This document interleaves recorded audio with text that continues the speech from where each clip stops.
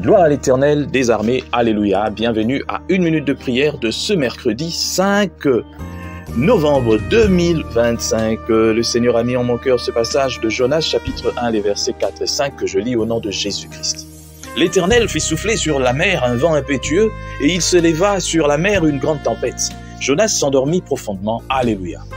Mon frère, ma sœur, ce qui s'est passé avec Jonas, c'est ce qui se passe aujourd'hui aussi dans l'église corps du Christ. Le monde est en train de bouillonner. Il y a tellement de choses dans ce monde. Le libertinage a emmené l'homosexualité, a emmené beaucoup de choses. Et même dans l'église, il y a des déviations graves.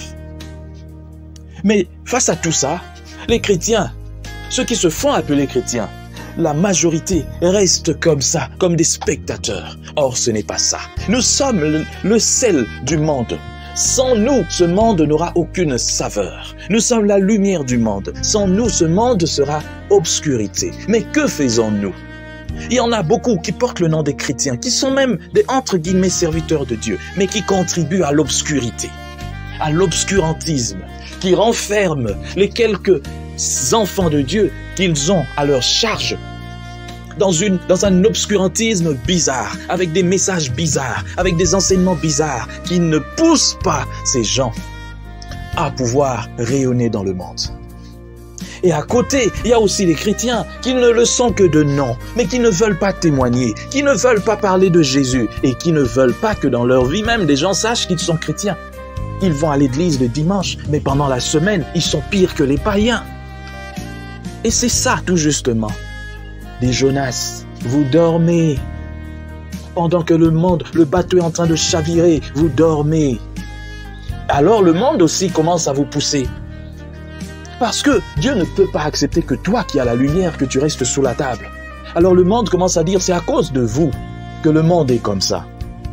C'est à cause de vous. Parce que vous n'assistez pas le monde. Dieu vous met en lumière. Tu ne peux pas être chrétien. Tu ne peux pas être serviteur de Dieu. Tu ne peux pas être connu comme tel, mais vivre dans le péché. Faire des choses qui vont à l'encontre de la loi divine. Tu dois vivre selon la parole de Dieu. Tu dois vivre selon les préceptes de Dieu. Tu dois vivre la vie d'enfant de Dieu. Tu ne peux pas vivre une vie qui déplaît à Dieu et en même temps faire croire à tout le monde que tu es enfant de Dieu. Non, un enfant de Dieu, c'est celui qui respecte les paroles de son Père. Il a Dieu pour son Père. Il a Jésus.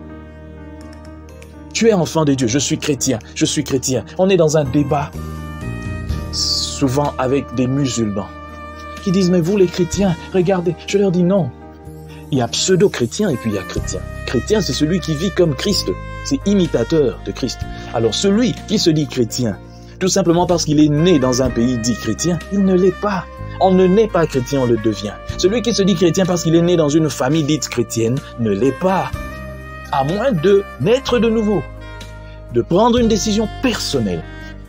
Un homme ne peut pas se dire chrétien. Une femme ne peut pas se dire chrétienne parce que tout simplement, né dans une famille qui avait déjà comme tradition d'aller à l'église. Et puis à un âge, il s'est baptisé, elle s'est baptisée. Et puis après, a commencé à chanter à la chorale. Et puis.